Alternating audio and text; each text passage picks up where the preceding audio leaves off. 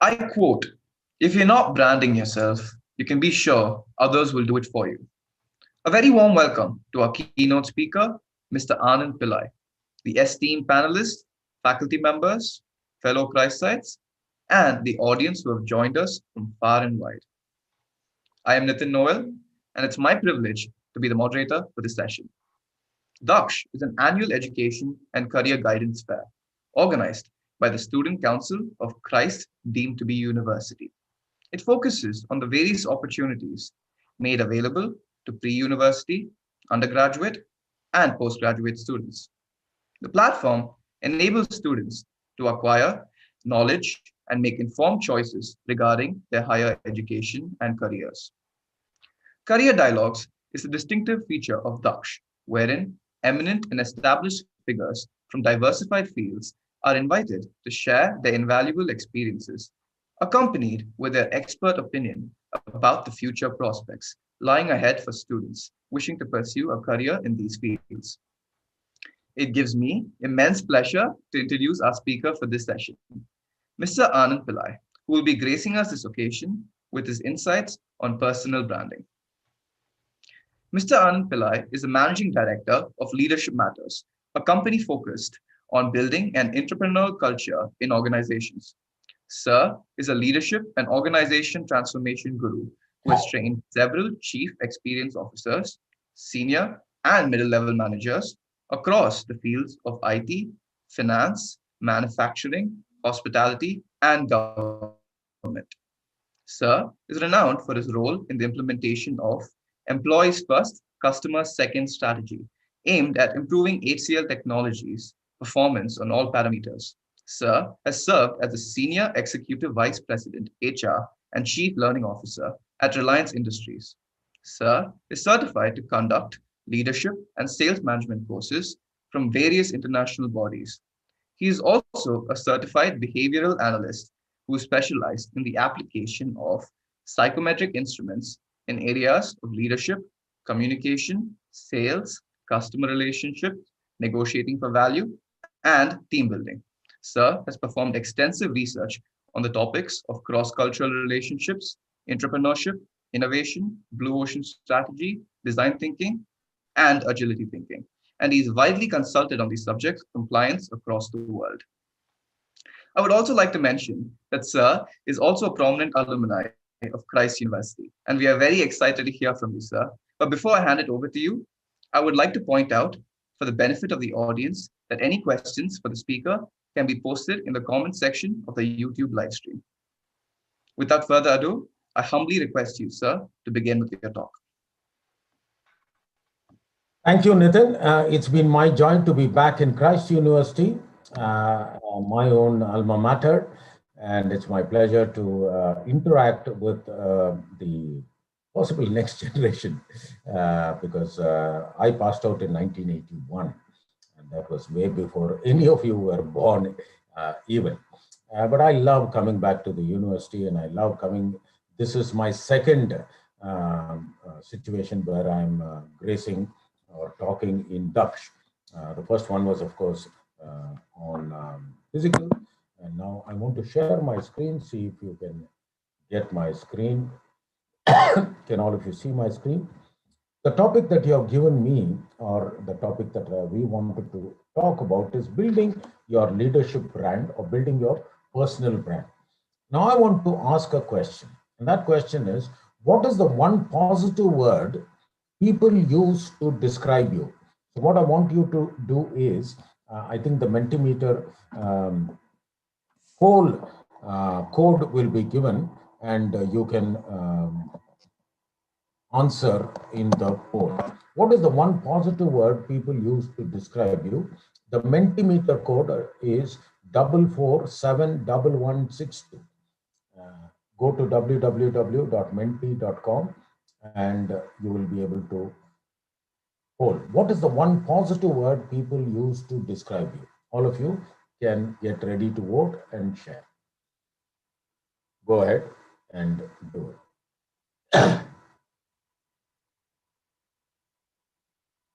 What is the one positive word people use to describe you?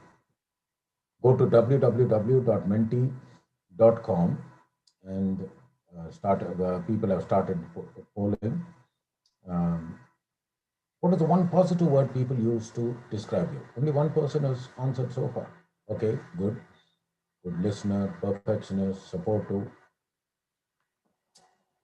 and so on. So let me actually share the screen.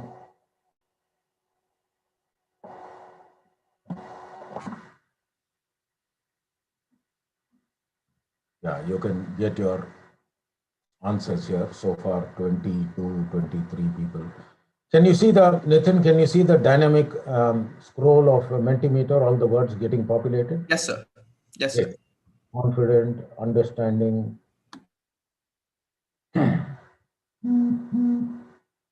okay, optimistic, kind, 57. For my understanding, Nitin, how many people are there on the call or the chat Zoom today? So on the Zoom, we have only the panelists. They're all watching from the YouTube live stream, sir. Shriyam, could you update us on that?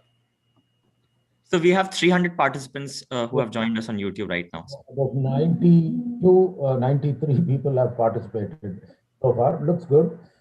So this is, looks like, okay, this is the word cloud that is there. I'm sure all of you would have used this kind of a tool in your class. And you see the common words, kind, optimistic, confident, hardworking, supportive, and all that. These are what I would call equalizers. Okay, I'm going to ask the next question, and the next question is, what is the classic question in any interview? What will be the first question that will be there in any interview? And of course, here you can put it in the chat, and I can tell you, apart from whatever details that people ask, the one question that your prospective employer will ask is, tell me more about yourself. Now, this is a very difficult question, let me tell you. I've asked this question in the last 40 years of my professional career as I've recruited people. Very few students know how to answer this question. And here I want to tell you, first of all, that whenever somebody asks you this question, they are not interested in your physical details or in your professional details, all of which are your biological details, all of which is there in your biodata or in your resume. This is an opportunity for you to present yourself or brand yourself and share what is it in you that the prospective employer will be interested or intrigued to go further and ask and finally select you. So that is the one question. And our objective today in this personal branding session is to come out with a structured way of answering this question. And therefore, our outline for our session today is, what is the need for significance? What is your identity? Then we'll get deep dive into the what and why of personal brand. And very specifically, we will help all of you in the 7 steps to build your personal brand. And if you see, my Twitter ID is given below. It is Anand _Pillai.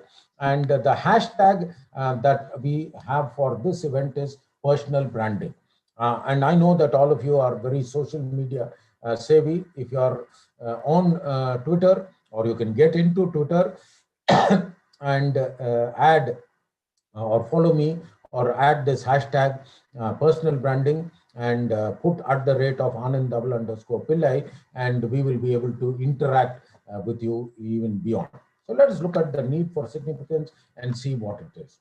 This particular quotation is from a book called Funky Business.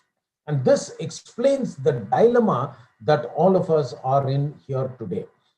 Neil Nordstrom and Riddlesdale have said this: the surplus society has a surplus of similar companies employing similar people with similar educational backgrounds, working in similar jobs, coming up with similar ideas, producing similar things with similar prices and similar quality. This is the placement season, through my company, in fact, we are coming to Christ University also. We are going to the IIMs and all that. And our big dilemma is, everybody is more or less the same. Almost everybody is an engineer or with their MBA. They're all into one of four disciplines: marketing, finance, operations, or HR, and they will have about 3 years of experience. So we go to campuses, and we've got about, at this point in time, we are recruiting 82 management trainees in our company and about 38 graduate trainees in our company. When we go to campuses, even though we have got only 38 graduate trainee positions or 82 management trainee positions, each campus gives us about 400 or 300 students, and we find it very difficult based on the CV or based on the details that are given to us. Almost everybody is similar in their chat, and people are giving similar profiles. Now we want to go forward and see how we can get beyond this. The need for significance is one, and many people think that you are identical, identity crisis. Well, let me tell you this. You can go to Wikipedia and you can find out. The identical twins are not at all identical, even in their looks or in their personality. This is the story of the Bijani sisters. They were in Singapore at that point in time. They were co-joined in the head, and they had to dress together, they had to eat together, they had to bathe together, they had to go to school together, because they were co-joined in the head. And but they were distinctly different in their personalities. Many of us, we think we are all similar, but we are not similar. The world tried to make us similar. We look at these two sisters, Ladan and Lale. Ladan wanted to be a lawyer, whereas Lale wanted to become a journalist. Lale, among other things, wanted to play computer games, whereas Lada wanted to or preferred computer programming. One was an extrovert, another was an introvert, even though they were identical twins or co-joined in the head. And every birthday, whenever they were asked, what do you want for your birthday? They would say, we want to live individual lives. We want to be separated. But it is not possible. I know of people who have, or twins which are born with one lung and they have been surgically separated, one heart and they have been surgically separated. They've been co-joined on the side where there are only three arms or only two arms for the entire twins together, and they've been split in the middle, and surgical separation have all happened. But nowhere in the history, medical history, have twins co-joined in the head been successfully separated, and this was the case in the same with the Bijani sisters. Anyway, after many years of repeatedly asking that question, after age 21, they said, we have got a fundamental right to exercise our choice, and we want our birthday to be our birthday wish to be granted, which is what we want, and that is, we want to be separated. So they signed the indemnity bond, much against the advice of the doctors, much against the advice of the even health minister of Singapore, parents, everybody. They said, we want to go through the operation. And finally, the doctor said, listen, this is going to be not a fatal surgery, not a near fatal surgery, but actual fatal surgery. They said, no problem, we want to go through the operation. And finally, of course, if you know the history, you can go to Google and find out this operation was not successful, but the thought that came, and it was aired on the national TV in Singapore, when the doctor was asked a question, why do you want to sign your own death warrant? To which, before the operation, they said, we would rather die as individuals than live without an identity. You see the conviction that they have, how strong they want to be in their identity. And here I want to tell you, or I want to remind you that we are all unique. We are not at all like another person. There are 5 ways in which we are all unique. Our DNA makes us unique. No two people have the same DNA. No two people have the same fingerprint. No two people have the same voice print. No two people have the same retina print. No two people have the same body owner order. Any one of these parameters makes us unique. The combination is definitely way beyond duplication, but still the world will say you are like so and so, you should be like so and so. In fact, constantly there is a pressure in the world for us to conform, whereas we need to transform ourselves by leveraging our uniqueness. And that is more important now during the placement season, where employers are coming and they're saying, what is different about you? But of course, they're not going to look at the fact that your DNA is different, or your fingerprint is different, or your voice print is different, or your retina print is different, or your body odor is different. That is biologically true. What people are going to look at is how professionally different are you, or how is your identity matching our requirements. And this is where we need to really establish this. What is your identity? So if you look at your identity, now let us go back to Mentimeter, the same question that we had asked earlier. So let me get back again into that and ask you the next question. And the next question is, what defines significance in life? The same Mentimeter code, 4471162. There are 5 options. Impacting the lives of people, that defines significance in life. Or your achievements define your significance in life, or your wealth or status defines your significance in life, or your character defines your significance in life, or your purpose and calling. Please answer, what defines significance in your life, all of you?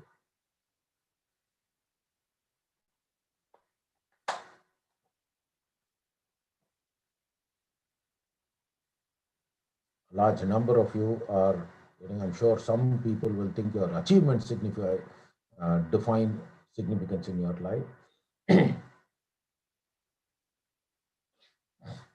Okay, wealth and status for some people.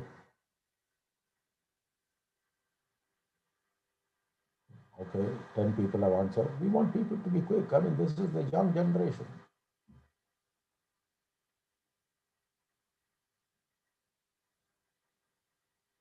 I mean, I did this in another college, and before I could complete my sentence, the dots were flying all over the place. And that's the beauty of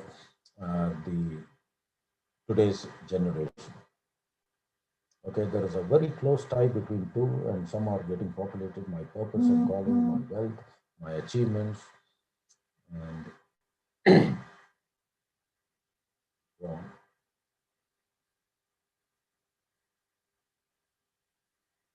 60, 51, 52, 55 people have answered so far.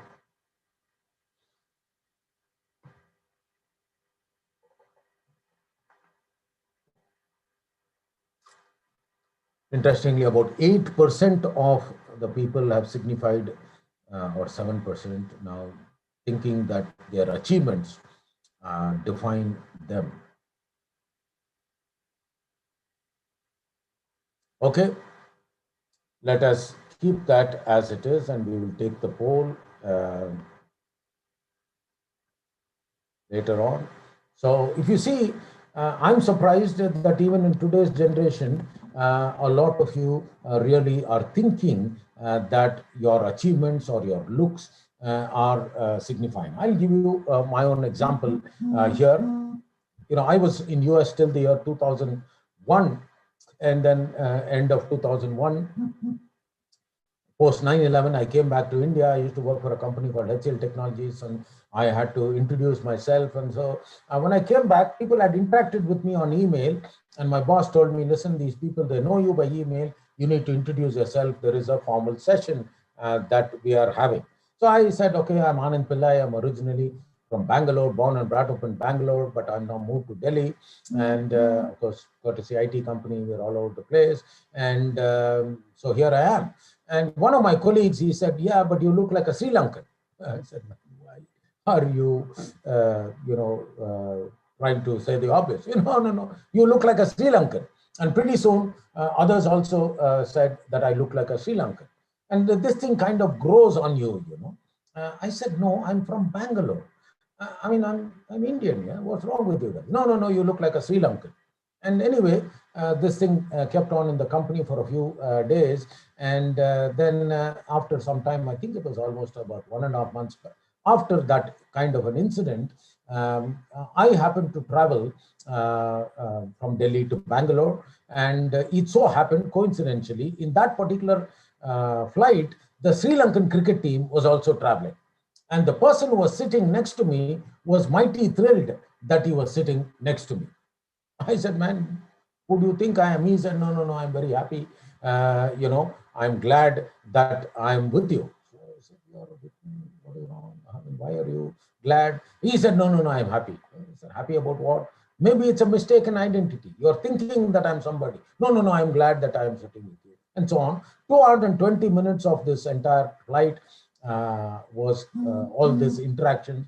And finally, when the flight landed in Bangalore, that was the old airport. As we were walking up, there was no aero bridge or anything. As we were walking up, this person came to me and he pulled out his boarding pass and he said, sir, autograph. I said, not bad. I finally arrived in life.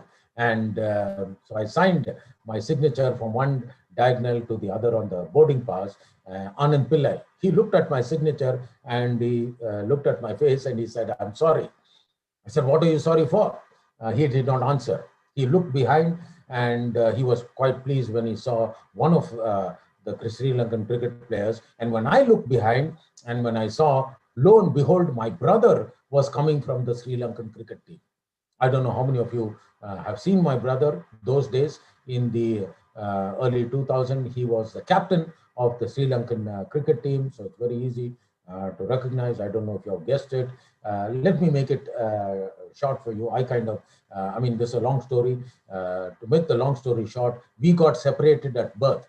My brother was adopted by the Jaisuryas, and I got adopted by the Pillais, and the rest is history. Armed with this information, I took the taxi, went to office straight away. It was an early morning flight, and those days I was working, as I told you, for HCL Technologies. And so as I went to the office, I called all of them for a meeting, and then I said, I want to declare something. They said, what is it you want to declare? They thought this was appraisal time, some increment and all that. And then I declared that I just discovered that Sanat Jayasuriya looks like me. They got very disappointed. They said, oh, man, Anand, I mean, it's wrong for you to compare yourself with Sanat Jayasuriya. And one person, I asked him why. He said, that is because he has got a better face value. Now, sometimes friends say certain things which leaves you with this feeling, why do I need enemies when I've got friends like these? And that was the feeling that I had that day. And I said, okay, whatever you're saying is right. I'll take it at face value. In fact, you're right. Sanat Jayasuriya definitely has a better face value. The reality, he's got a bigger face value because every day in the morning when he washes his face, he has to go all the way there. I'm stopping here. And while this conversation was going on, another friend of mine, he said, Anand, you may think you look like Sanat Jayasuriya, but the reality is there are at least 7 people in the world who look like you. I said, man, why do you want to kill my newfound joy? As far as I'm concerned, there is one and only one Anand Pillai in the world. There never was one. There never will be one after. And then the friends, they said, Anand, you're getting arrogant. I said, no, I'm getting confident. And the reason for my confidence is this. God does not repeat mistakes. But having said that, the real truth that I want to give to all of you is God has made each one of us as a first class original. Don't die a second grade copy. Don't let the world mold you into being somebody. Each one of us are a designer product. Each one of us are a first class original. Now, when we took the poll, we got many people sharing that their identity is linked to their achievements. I also thought that. When I passed out of my school, I was adjudged the best all-round student in my school. In fact, in Christ University, I do not know if my name is still there. My name was one of the distinguished alumni in that distinguished alumni list. So this distinction was there, and sometimes you think that your achievement. So I thought, in the school, best all-round student was a big thing. So after about 6 years, I had to move from Bangalore to Delhi, and I had to go to the school to collect some certificates. And I thought the thought of going back to the school where they declared me as a celebrity, as a best all-round student, was a big thing. So I thought I'll go and a lot of people will welcome me and so on. But nothing like that happened at the gate itself. The watchman asked me, "Who are you?" I said, "Man, you don't know me. I'm the best all-round student." That's okay. It doesn't matter. Which year? And I told him the year. That was 6 years ago. He said, "You don't recognize me?" Then I asked him, he asked me, "Whom do you want to see?" I said, "I want to see the principal." Next question, he asked, "Do you have an appointment?" I said, "Does Anand Pillai need an appointment?" He said, "Listen, everybody needs an appointment." Oh, I was totally dejected. I said, "Listen, this watchman doesn't recognize me. When I go, at least the staff will recognize me." So I went straight to the staff room. And as I went to the staff room, the English teacher and the chemistry teacher were coming out, and I displayed myself and I shared. I asked them the question, "Ma'am, do you remember me?" And the chemistry teacher, with a broad smile, said, "Anand, how can we forget you? You're the one who locked us in the room." And that is when the second moment of truth dawned on me. You're remembered not for your achievements, but how you've impacted people's lives. That is your identity. So, what is your personal brand? Personal brand is basically a combination of your strengths, your passions, your gifts, and the purpose to the workplace. So, what do all these people have in common? If you look at it, I mean, all kinds of people are there. Amitabh Bachchan is there, George Bush is there, Bill Gates is there, Indra Nooyi is there, Obama is there, Jack Welch is there, Merkel is there. I mean, what is common? The common thing is all of them have a brand. They all have a personal brand. So, how do you build your personal brand? Here are 7 steps to build your personal brand, and we'll get practical. The first one is believe in yourself. The second one is discover yourself. The third one is reinvent yourself. And the fourth one is build yourself. And having built yourself, let go of certain things that are holding you, invest in yourself, and finally be yourself. We'll get into the detail.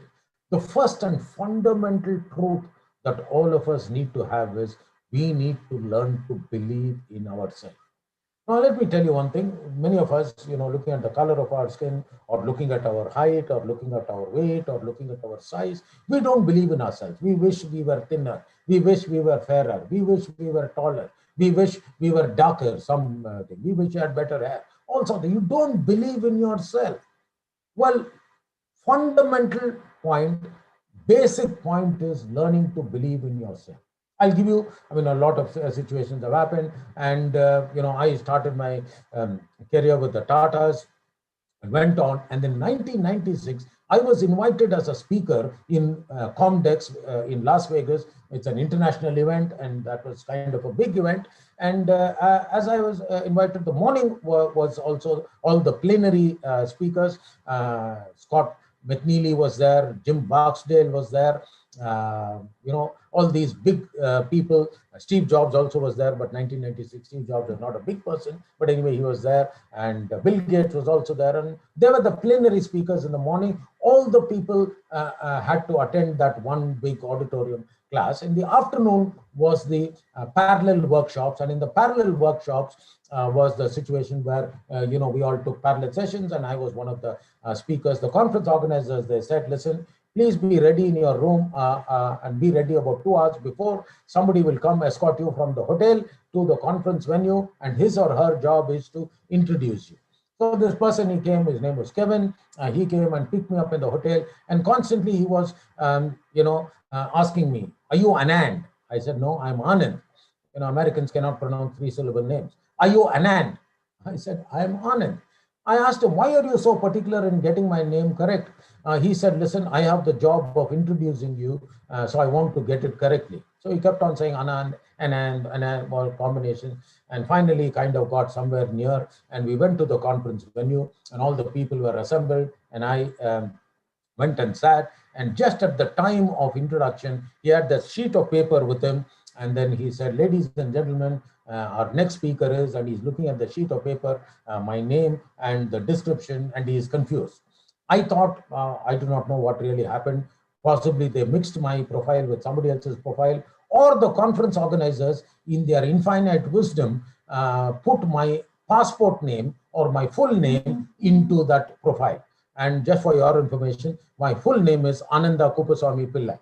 There is no way on earth he could have got that. So he got struggled. I mean, he was struggling. He said, ladies and gentlemen, our next speaker is, and he is struggling to pronounce the name. And then finally, because it was getting frustrating for the audience, as he was getting stuck in not being able to tell my name, so he bypassed that, and impromptu, very glibly, he said, ladies and gentlemen, for our next speaker, I've got my colored friend from India. Everybody said, ooh. I did not get upset. I did not even get disturbed by that statement. I went on to the podium and I said, ladies and gentlemen, I want to thank my colorless friend for the introduction. Now let's go on. And everybody clapped. And all of them, I conducted the session very well. That day evening, the conference organizers came to me in the hotel room with a big apology letter, a gift box, and a bouquet of flowers, and a check. The check was for $500,000. I said, what is this check for? We profusely apologize. This person or these people are not one of us. We have already sacked him for that racial remark that was made. I said, no, I did not consider it a racial remark. I thought it was a glib comment. I just left it. No, we apologize. This is not one of us. I hope you don't take it seriously. I said, I definitely don't take it seriously. I am accepting your apology. They kept on saying, please accept our apology. I said, I am accepting your apology. And to make it legal, they asked me to sign on the apology letter which they had printed, where I had to sign, I accept the apology. And they passed on that check to me. I said, no, I don't want this check. You take this check back. I'm okay. This is not a big deal. And I let it go. A few days later, I shared this incident to my friends, and all of them, they ganged up together and they said, Anand, you idiot, you let them go. I said, what should I have done? And they said, you could have sued them, America's favorite pastime. Now, let me tell you, if I got into even remotely thinking about suing because somebody made a comment on me, I would not have believed in myself. You have to believe in yourself, in who you are. You have to have a healthy respect for yourself. Whatever you are who you are. And on my birthday, my mother was in Bangalore and I used to be in Delhi. On every birthday of mine, I will call up my mother and I will congratulate her. Mom, today is my birthday. Congratulations. In the initial days when I started doing this, she said, okay, it is your birthday, but why are you congratulating me? I said, Mom, I want to congratulate you because today is the day where you delivered a great product, fantastic product, Mom. Congratulations, good job. And of course, she will laugh and she'll say, my son won't change. And my belief is this. My mission is this. My mission is to be so busy loving my life and the God who created me that I have no time for hate, for regret, for worrying, for fret or fear. Are you believing in yourself? Are you fundamentally accepting who you are? The first one. The second step is discover yourself. And discovering yourself, how do you discover yourself? I'll give you 5 steps. These are the things that will be there. What is your yearning? What is your rapid learning? What is your flow? What is your glimpses of excellence? And what is your satisfaction? Let me give you the questions that will come related to this in your interview. The first one is, what kind of activities are you naturally drawn? This indicates your yearning.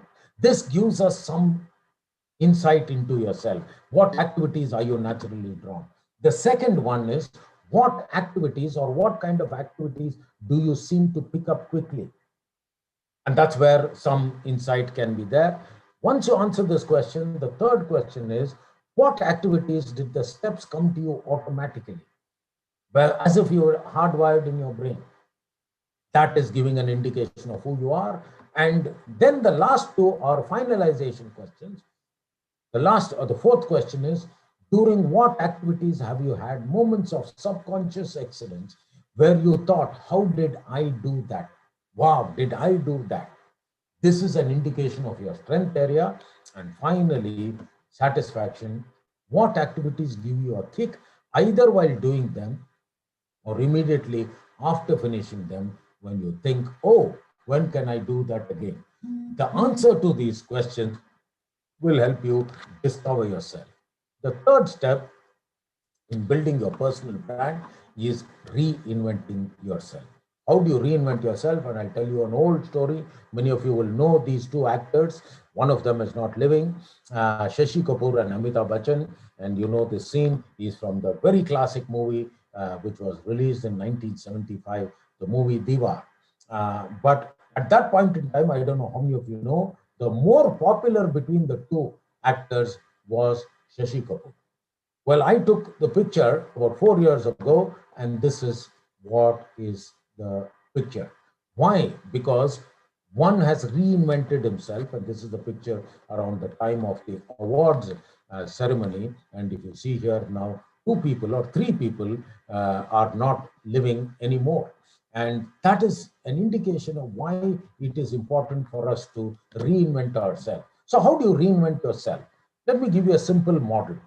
Our activities on a day-to-day basis must be split between the courage zone and the comfort zone. 60% of whatever we are doing on a day-to-day basis must be that which we are skilled in, that which we are comfortable in, and that which we are naturally gifted in. 40% of it should be there in our courage zone. And that is our things that we are risky or finding it difficult to do, or it's a higher calling or a fear. But the interesting thing is, at the end of every 18 to 36 months, we need to revisit this and increase or revisit the ratio. And once you revisit the ratio, you'll find that certain things that were there in the courage zone some 3 years ago, as you were consciously working on, it becomes your comfort zone. And then your size of the circle begins to increase and you start reinventing yourself. The fourth step in building your personal brand is build yourself. How do you build yourself? Here I'll tell you a story. The story is that of a strange visitor who visited his friend. His friend wasn't there, his friend's son was there. So the son asked this visitor, sir, please tell me your name so that when daddy comes, I will share who came. The man said, no, give me a sheet of paper. And he took the sheet of paper and drew a circle and gave it back to to the boy. And the boy said, sir, I can't give the sheet of paper and said, the person who drew the circle was the one who came to see you. Please tell me your name. He said, no, just show him the sheet of paper. He will know who came. The boy kept on requesting. In spite of repeated requests, the visitor just said, show your dad the sheet of paper. Once he sees the drawing, he will know who came. And finally, when the dad came, the boy showed the sheet of paper. And when the dad saw the sheet of paper, in fact, the boy said, sir, dad, a strange visitor came because he never told me a name. He just told me when you see the sheet of paper, you will be able to know who came. And when the dad saw the sheet of paper, he saw and he immediately saw the circle and immediately exclaimed, wow, Leonardo da Vinci has visited. How could he come to that conclusion? Because at that point in time, and for a long time afterward, only Leonardo da Vinci could draw a perfect circle in a free hand without any drawing instruments. And this is what we need to do to create our individual signature. This is our unique identity.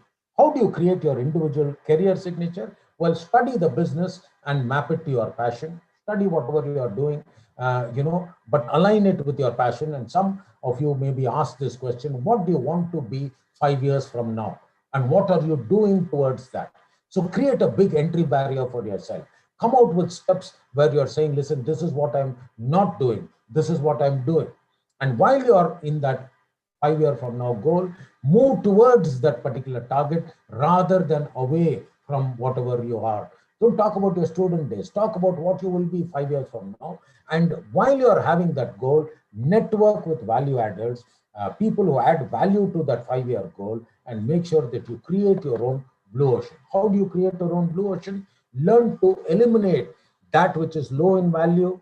Learn to reduce that which is low in value and focus on creating that which is high in value but low in cost or effort, and raise your expectations or raise your effort in by working on your strengths.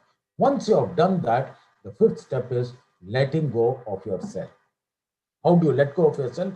What are the three things that you'll have to let go of yourself? You need to let go of affirmation for accomplishment. Don't live a life where you're expecting people to affirm good job, good work. No, work for accomplishment. That is the first one you need to let go. Let go of affirmation for accomplishment. The second one, you need to let go of security for significance. Don't look at job security, don't look at information security. Look at being significant. The third one you need to let go is let go of immediate victory for the sake of long term sustainability. Once you do that, you finally come to the sixth step where you invest in yourself. How do you invest in yourself, or what are the five areas where you need to invest in yourself? I made it simple: spice. SPIC. You need to invest in your spiritual, you need to invest in your physical, you need to invest in your intellectual, you need to invest in your community, and you need to invest in the emotional. Spiritual, what are your values? What are your beliefs? Learn to renew them on a daily basis. Physical, learn to keep yourself physically fit. Every appointment order will have a qualifying condition for the appointment order. This appointment is subject to you clearing the medical test or your physical fitness. So learn to reinvest in yourself physically. Learn to reinvest in yourself or reinvent yourself intellectually. Continually learn. Let lifelong learning be your passion. Invest in yourself in the community. Be in touch with the community. Be in touch with what is happening around you. And also reinvest or invest in your emotional intelligence. The best way to understand emotional intelligence is how do you react to pain and pleasure. And here I'll give you an incident. A boy was picked up by his mother from school. The mother was driving the boy from school to home, and as the mother was driving the boy from school to home, the boy asked the mother a question. And that question is this: Mummy, how come idiots appear on the road only when daddy is driving?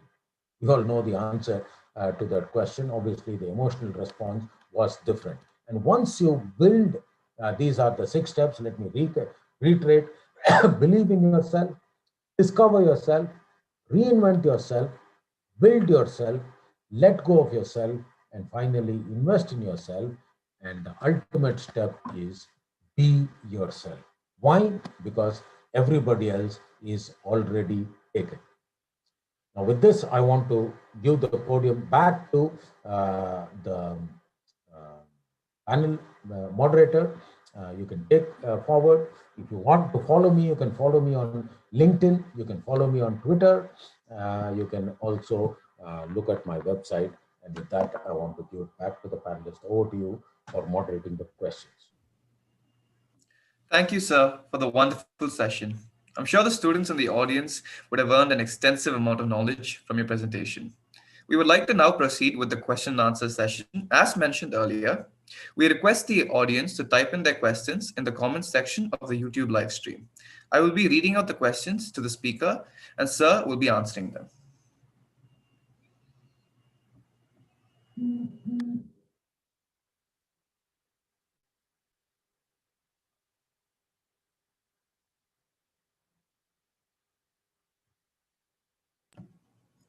So the first question is, where do you see yourself in 5 years, sir? No. That I think was the answer to the question that I had asked in the session. What is the classic question that is asked in any interview? So that was, I don't think that is a question for me. I Okay, saw sir. this question even earlier.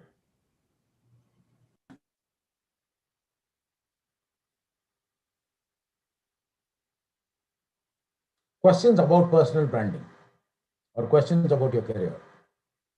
So there is a question: how do you gain the patience in life like you had when the incidents that can impact you?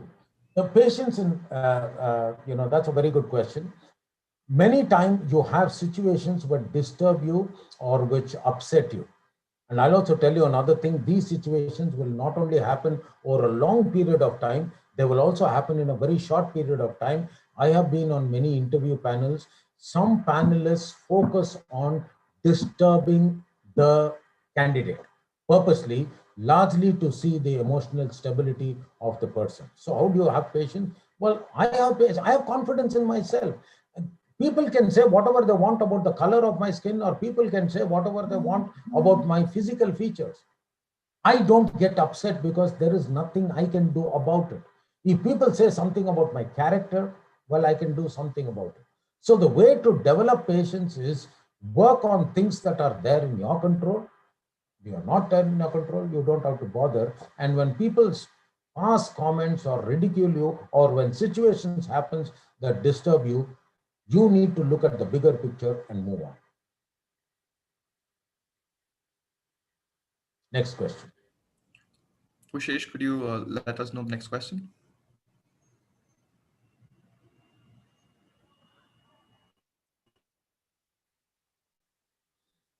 How would how to avoid fear in your life? You know, again, it comes back to my answer. Fear is false evidence appearing real. I mean, that is one way of looking at it. So whenever we are confronted with a fear, I use the opposite of fear. Opposite of fear is not courage. Opposite of fear is faith. So the moment you have faith in yourself, the moment you have faith in your abilities, confidence in your strengths, in your identity, in your skills. I mean, this is my 39th or 40th year of my professional life. And I've had a lot of fear of failure, fear of not meeting the targets, fear of meeting the tough customer, and so on. But each time I had that fear, I would go back to my inner confidence. I would go back to why did I come to the situation in the first place? I had certain ability, I had certain strengths, and that is where I am, and therefore I constantly counter fear with my faith in myself, in my own abilities, in my own track record, or in my own strengths, and take it forward.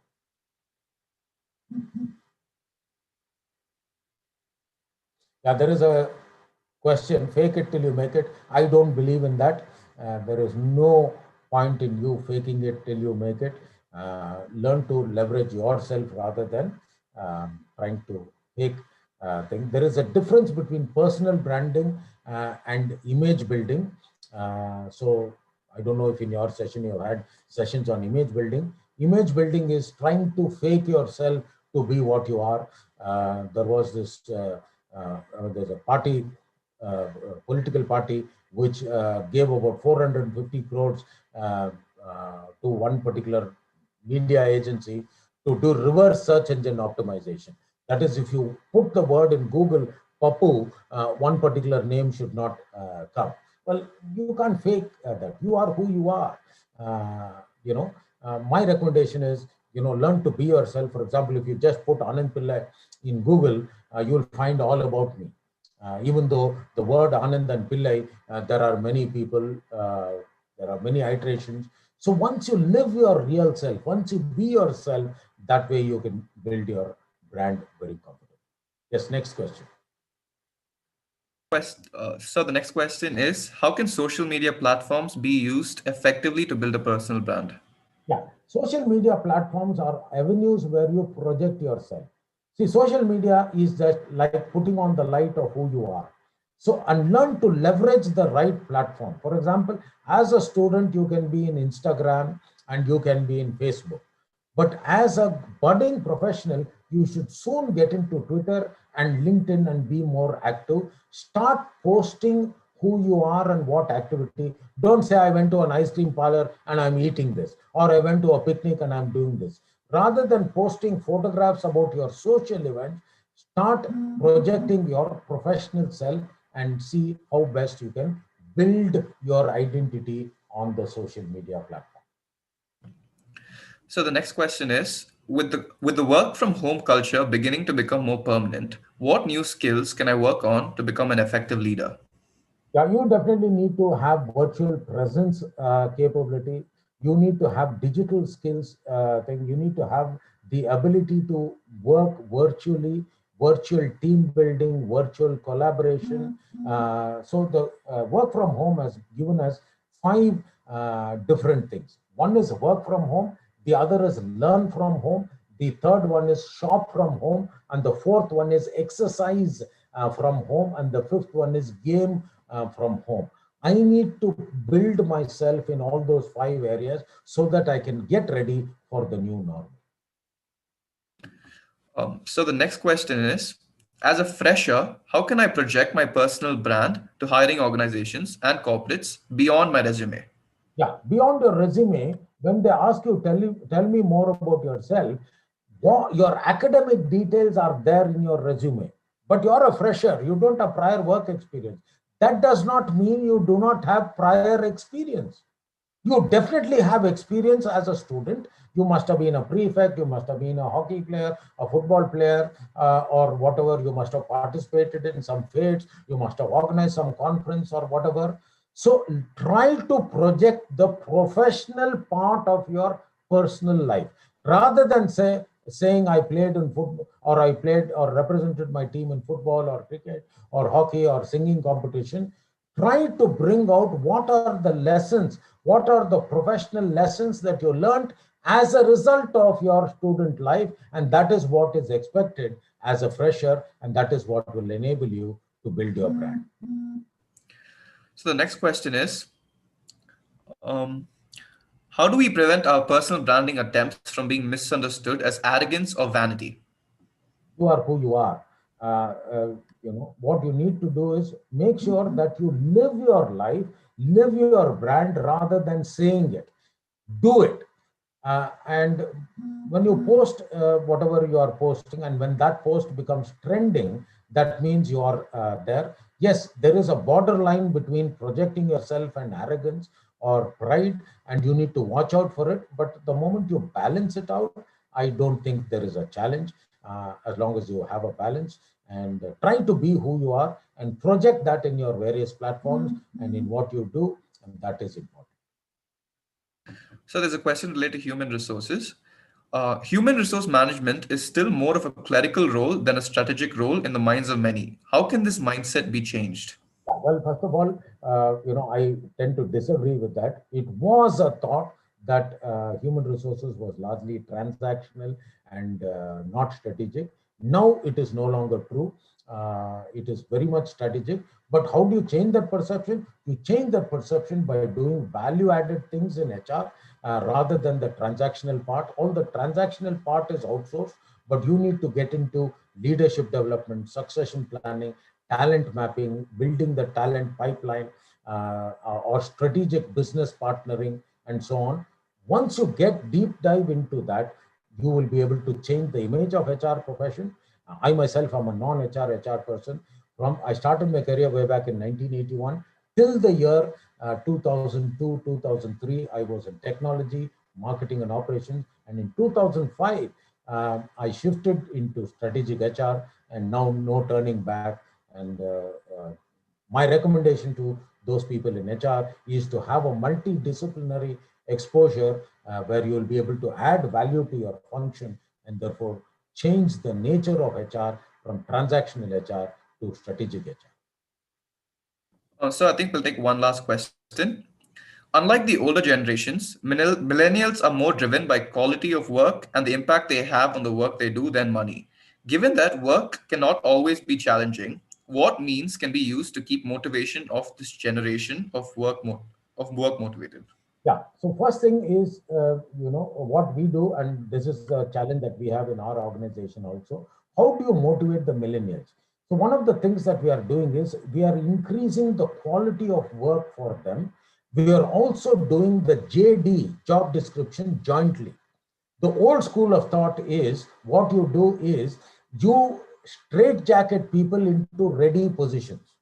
So there is a position of product manager, position of marketing manager or marketing executive.